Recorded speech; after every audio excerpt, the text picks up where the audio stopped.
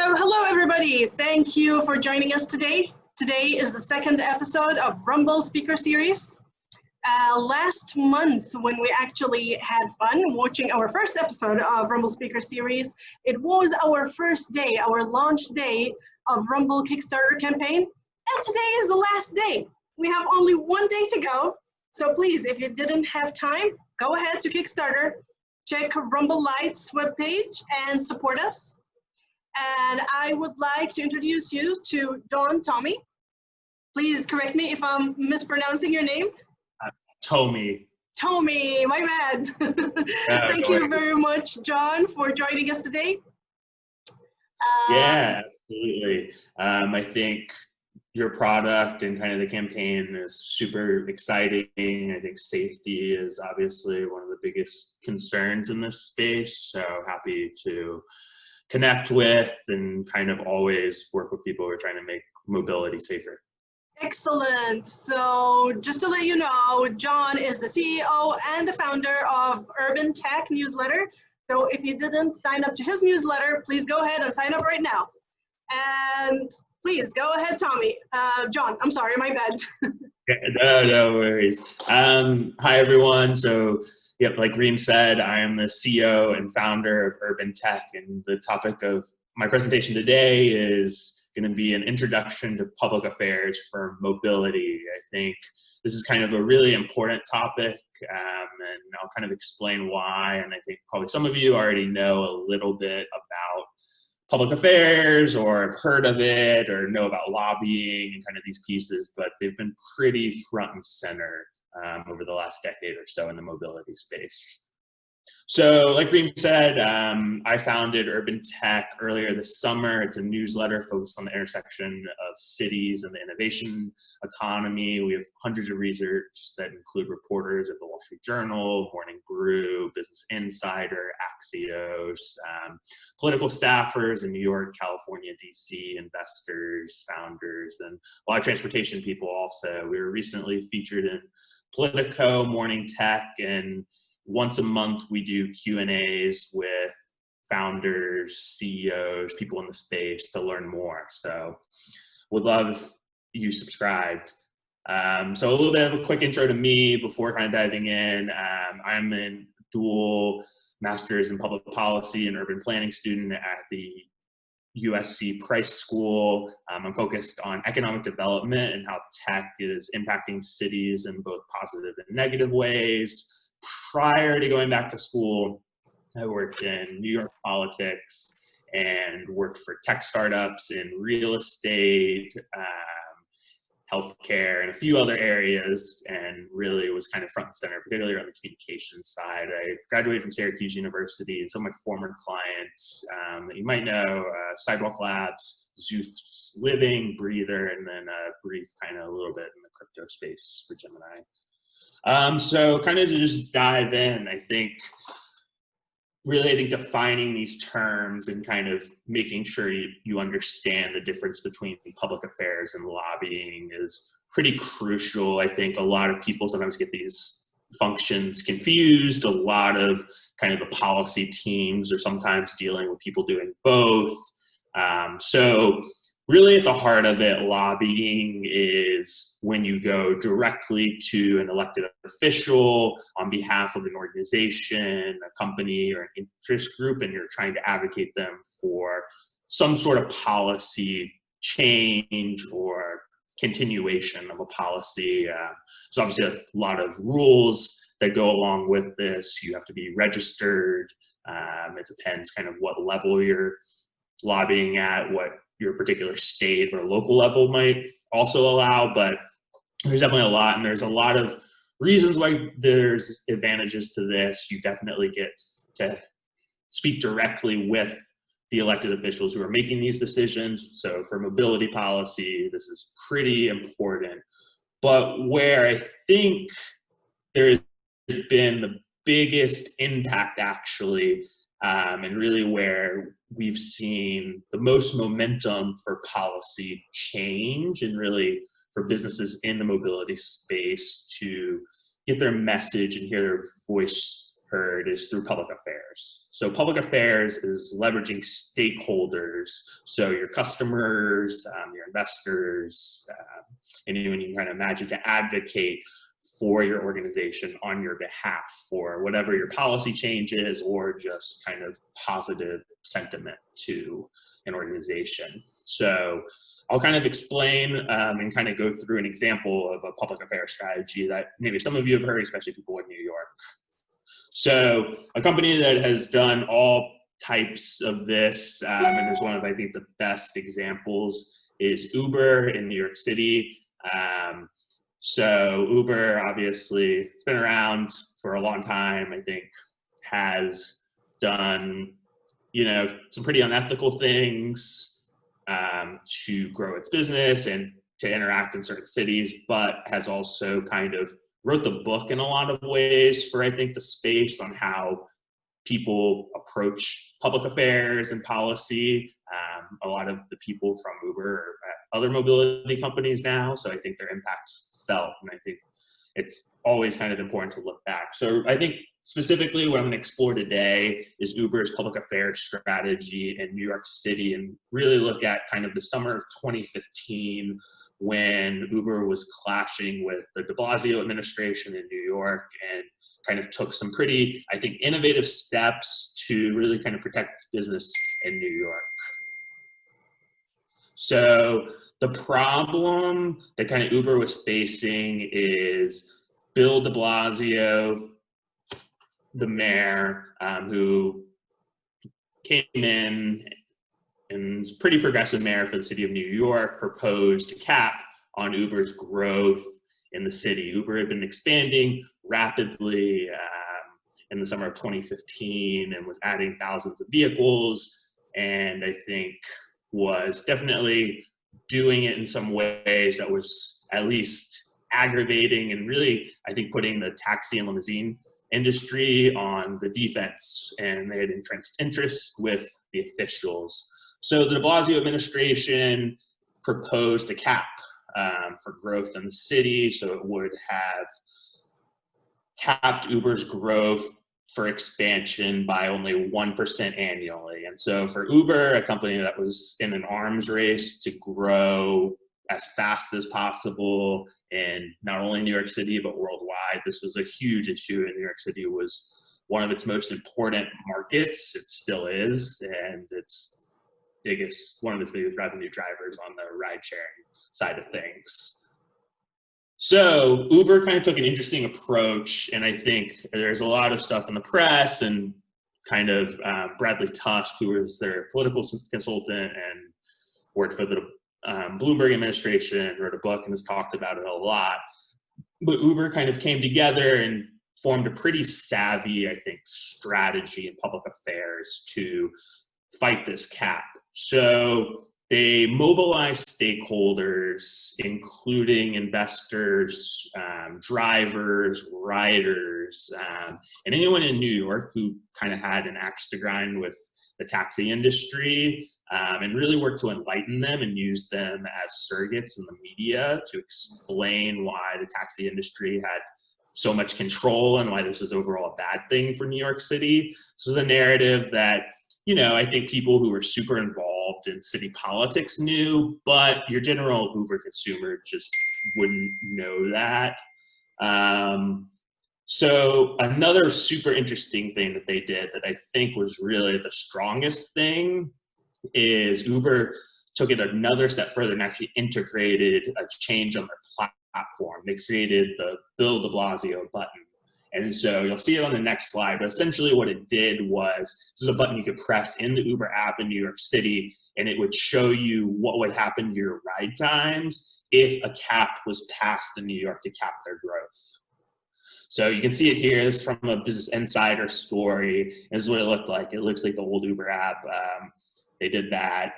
I think probably under the Uber X, it was like you'd wait like 3 minutes for a car, but under de Blasio, you'd be waiting 25 minutes or something along those lines. So it was a super savvy move. They worked with their engineering team and their product team to roll that out. It really made it clear, and it also gave a call to action to stakeholders to advocate against the policy change that de Blasio was doing. So I think that was super savvy of them to kind of pair that with their media strategy as well.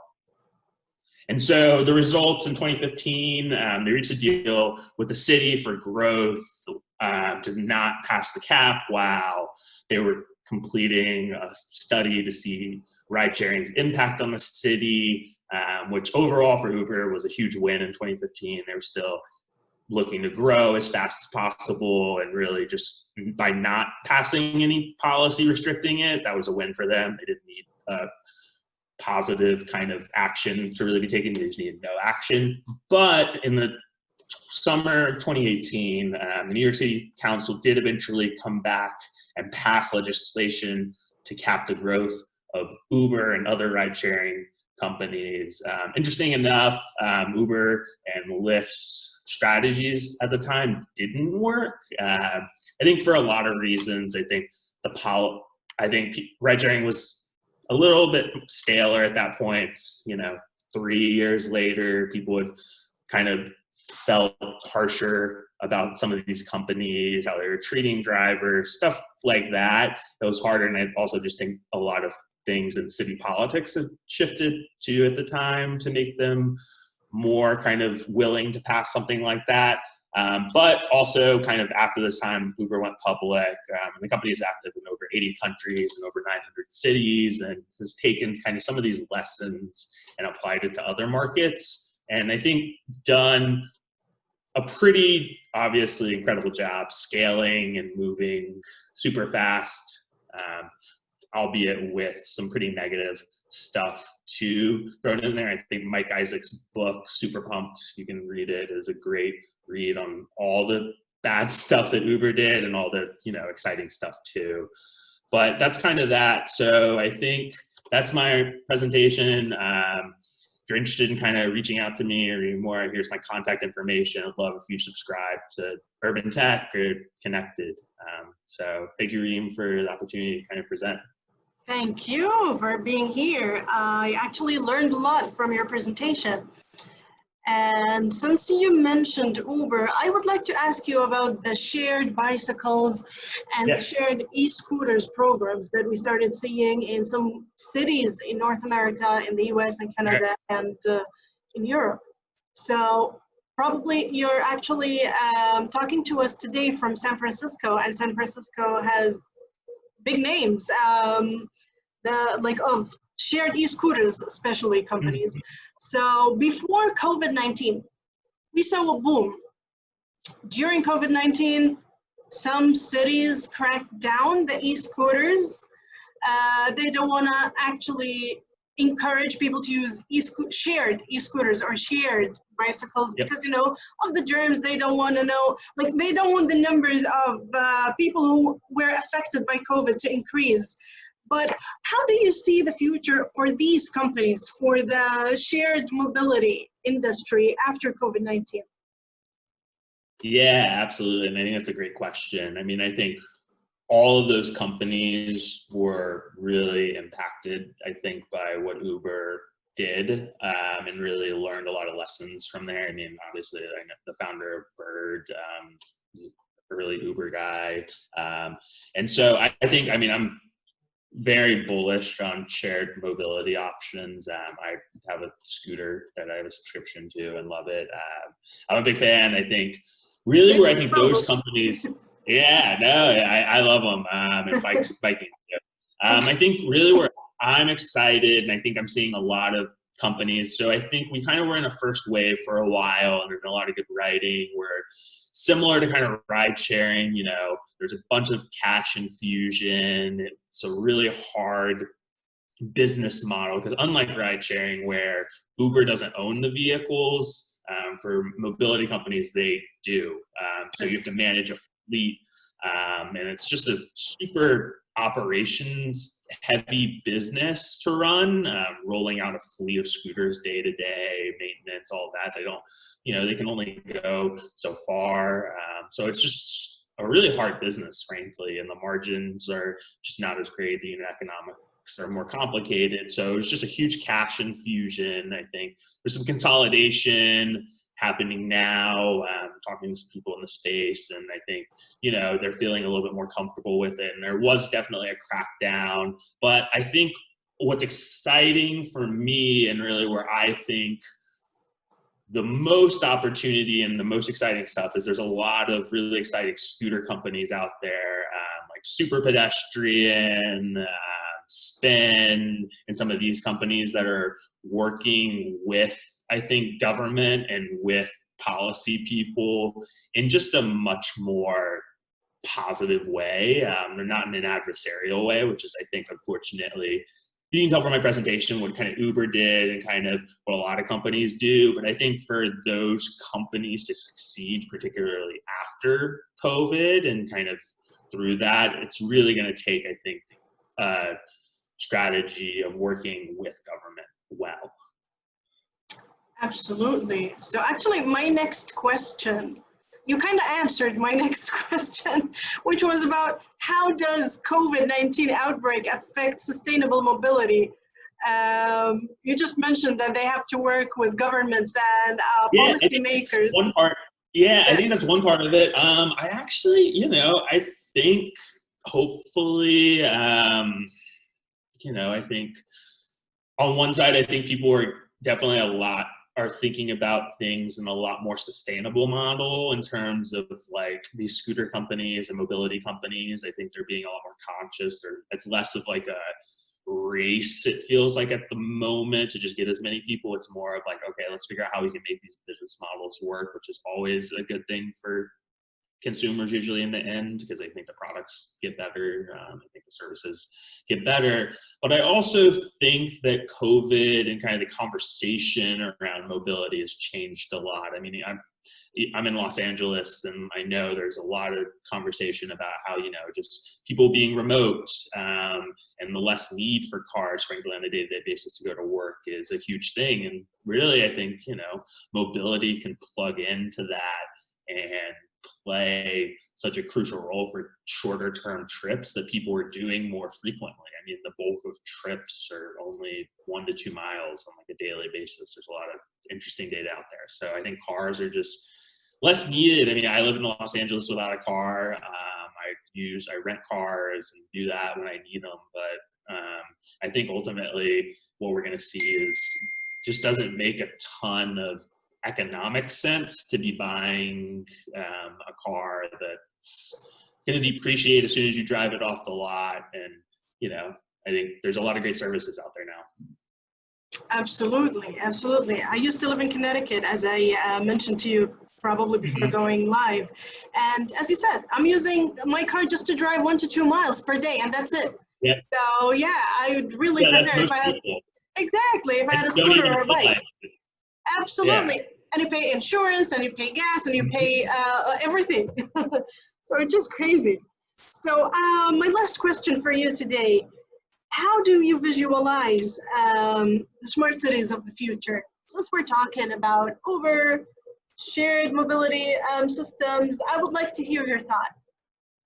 Yeah, so this is like, obviously, I think the kind of, not the big question, but the thing that I think ties in a lot of kind of everyone who's in this space, the idea of smart city, everyone who's interested in transportation, real estate, like the idea of a smart city and like the future of cities is certainly, and it's, you know, it's not new, like these ideas and kind of thinking has been around like for a long time. People like science fiction books were writing about it and stuff, the early 20th century. So I think, you know, the idea of the smart city is one that it's an ideal, I think, and it's kind of a goal that people work towards, and it means a lot of things to a lot of different people too.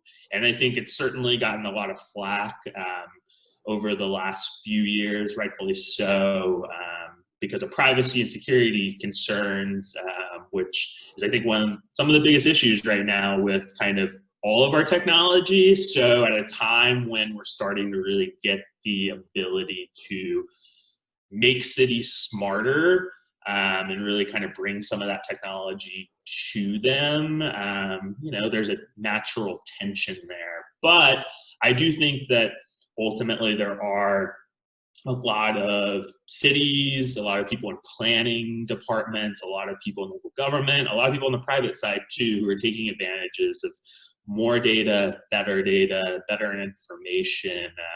I think it might be a while before we see, you know, your smart city developments and cities like that really take off, like what Sidewalk Labs is trying to do in Toronto. I think ultimately, like, it's just harder to do, to like try and do like a whole development that's like a quote unquote smart city right now. I think it's politically super challenging. But I think the ideals of the smart city are still, you know, ones to look to. And ultimately, I think cities really, the goal is to make the experience the best for the people living in them. And sometimes I think the smart city does get away from that a little bit. It's a little bit too pie in the sky, design a city at like the 50,000 foot level and don't really design it for the people who are living there. So that's, I think, kind of where it is. So I'm an optimistic guy, and I think, like, you know, people will be talking about smart cities for the next 100 years. Like, the definition of what's smart will change, but they'll be here one day. Hopefully soon. Yeah, exactly. And they're here in a lot of ways.